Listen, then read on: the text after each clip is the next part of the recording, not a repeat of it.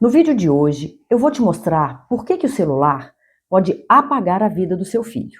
O que a maioria dos pais faz que não dá certo. E qual é o caminho prático para você retomar o controle sem briga diária. No trailer do filme Toy Story 5, esse tema é abordado e convida a reflexão.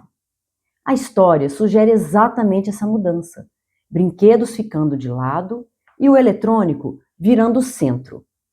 Quando o eletrônico ocupa o lugar do brincar e do descanso, ele também ocupa o lugar do estudo. Você não está perdendo uma guerra para o celular. Você está perdendo para o cansaço de discutir todo dia. E se você não colocar um limite inegociável, o celular vai ocupar o espaço do sono, do estudo e da vida real do seu filho.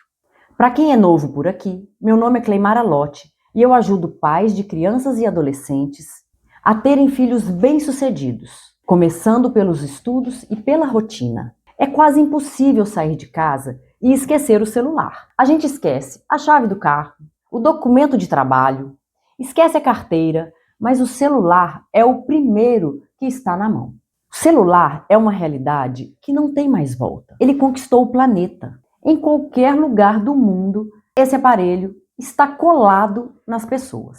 O celular conquistou seu filho de tal forma que todos os dias você vive um desafio, principalmente na realização dos compromissos diários, que estão ficando comprometidos. O celular parece ter apagado as crianças, adolescentes, jovens e até adultos para a realidade da vida.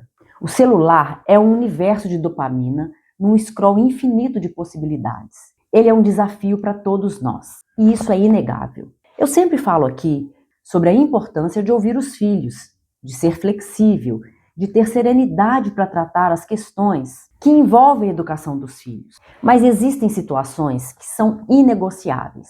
Se você tentar negociar o celular todos os dias com seu filho, eu te garanto que ele vai te vencer pelo cansaço. Por que o celular pode apagar a vida do seu filho? Apaga o tempo. O celular não rouba só 30 minutos. Ele rouba os intervalos, rouba o começo das tarefas e rouba o fim do dia. Apaga a energia. Quando o celular vai para a cama, ele rouba o sono. E sem sono, não existe foco. Não existe memória. Não existe rendimento nos estudos. Apaga a vida real. O cérebro vai preferir sempre o caminho mais fácil de dopamina. A vida real fica sem graça. Estudar perde o sentido. E qualquer frustração vira me dá o celular.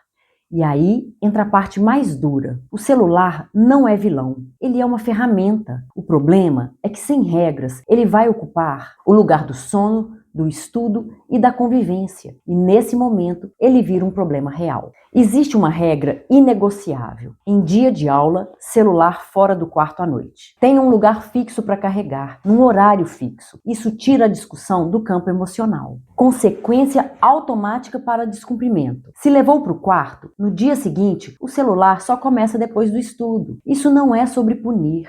É sobre proteger o sono, a escola e a saúde emocional. Seu filho não tem maturidade para se regular sozinho ainda. Você é o adulto da relação. Imagina a seguinte situação. Uma criança de 2 ou 3 anos está na calçada e, de repente, ela se desprende das mãos dos pais e corre em direção à rua. Imediatamente, todos que veem aquela cena correm em direção àquela criança para salvá-la. O adulto, ele tem condições de compreender o risco que aquela criança está correndo e vai agir com velocidade. O que acontece é que o risco do celular é silencioso. Não é uma rua com carro vindo. É uma perda lenta de sono, foco e responsabilidade. E por ser silencioso, muitos pais vão empurrando com a barriga até a conta chegar. E sabe por que muitos pais não fazem nada? Porque estão cansados, porque não querem brigar, porque acham que é fase e porque no fundo não tem um plano simples. Eles até sabem que faz mal, mas não sabem qual limite colocar e como sustentar esse limite. O que a maioria dos pais faz e não dá certo? Negociar todo dia. Se todo dia tem debate, a regra já morreu. Ameaçar e não cumprir. Na terceira vez, o filho aprende que você fala fala e não faz.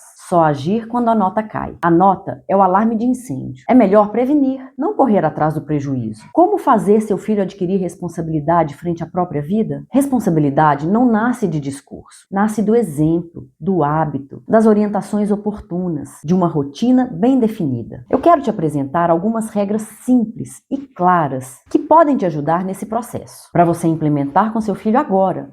Regra 1. O sono é inegociável. Em dia de aula, o celular carrega fora do quarto. Defina o horário a partir de tal hora. Defina também o local, na cozinha, na sala, menos no quarto. Regra 2. De manhã, o celular só depois de higiene mais café, mochila pronta, sair no horário. Regra 3. Dia de aula, depois da escola, celular só começa depois de um bloco de estudo. 45 minutos mais uma evidência de estudo, por exemplo, que pode ser um registro de 10 linhas sobre o que o filho aprendeu, sem copiar do livro. 5 exercícios refeitos sem consultar a resposta. 2 minutos explicando em voz alta o que ele aprendeu e onde errou. Essa regra também vale para o computador. Regra 4. Defina o tempo de tela por dia. Em dia de aula, depois do estudo, o celular pode ser usado por tantos minutos. Uma sugestão realista, de 60 a 90 minutos. Regra 5. Refeições e convivência. Sem celular na mesa do almoço e do jantar. Celular fica fora da mesa em silêncio. Regra 6. Banheiro e banho. Celular não entra no banheiro nem no banho. Regra 7. Defina uma consequência automática para a quebra de regra. Sugestão: um dia sem celular, sem discussão. Regra 8. O combinado não é discutido todo dia. A gente revisa uma vez por semana, no domingo, por 10 minutos. Regra 9. Fim de semana, liberdade com responsabilidade. No fim de semana, o celular tem uma janela maior. Mas se quebrou a regra durante a semana, perde 50% do tempo de tela no sábado. Uma forma inteligente e sensível de incluir as regras com seu filho é dizer: filho, eu não estou tirando o seu celular. Eu estou protegendo seu sono e sua escola. Em dia de aula, a partir de tal hora, o celular carrega fora do quarto. Aqui, na sala. Se você levar para o quarto, amanhã o celular está suspenso. Eu não vou discutir isso todo dia. Se você quiser ajustar alguma coisa, a gente conversa no domingo. As regras vão ficar aqui para você se lembrar delas. Quando a regra muda todo dia, vira negociação. Quando vira negociação, o celular vence pelo cansaço. O que funciona é regra simples, ritual fixo e consequência automática. A gente já sabe que o estudo não é mais atrativo que o celular, por um motivo simples. Requer esforço, disposição de ânimo, valentia. E os resultados desse empenho não são imediatos. E o celular é sinônimo de relaxamento, pausa, distração, descanso imediatos. Então, seu uso equilibrado é o caminho para uma vida mais feliz. Eu sei que essa não é uma batalha simples, mas crucial, importantíssima para a formação integral dos filhos. Eu compreendo que o adulto é um docente que tem uma nobre missão, a de ajudar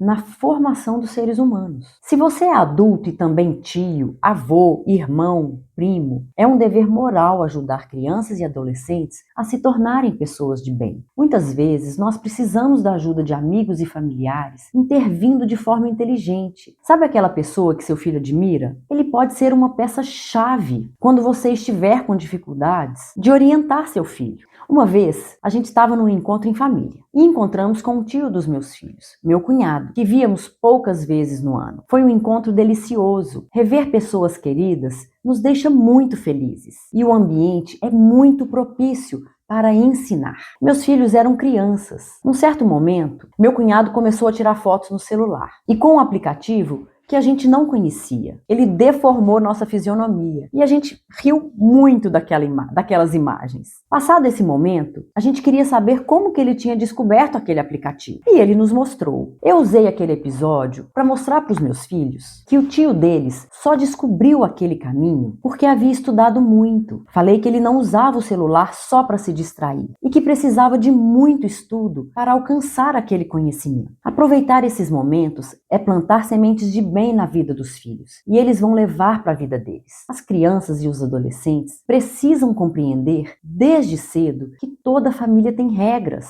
E quando eu falo de regras, eu não estou falando de um quartel. Eu falo de combinados. que precisam ser compreendidos e que o cumprimento deles traz harmonia para o lar. Muitas vezes precisamos lembrar de diversas formas que os combinados precisam ser cumpridos. Tem dia que a gente precisa falar mais, outros menos. E os melhores dias são aqueles que tudo funciona bem. Mas isso é mais raro. Os combinados existem até hoje aqui em casa e somos 4 adultos, aprendendo sempre, todos os dias. Alguns dias a gente enfrenta alguns desafios com mais disposição, outros dias com menos. Quando eu conversava com meus filhos, eu deixava claro o quanto eu e o pai deles confiávamos neles. Fazer elogios sinceros aproxima os filhos e fica mais fácil falar daquilo que ainda precisa melhorar. Minha filha com 13 anos me surpreendeu com a seguinte frase: mãe, guarda meu celular nesse período de provas porque eu não estou conseguindo administrar os meus estudos. Eu fiquei emocionada com a maturidade dela e guardei o celular. Aquele posicionamento dela me fez pensar muito e aos poucos eu fui mostrando a ela que ela tinha capacidade de ser mais valente do que o celular. Eu não me lembro de ter precisado guardá-lo novamente. Filhos que adquirem pequenas responsabilidades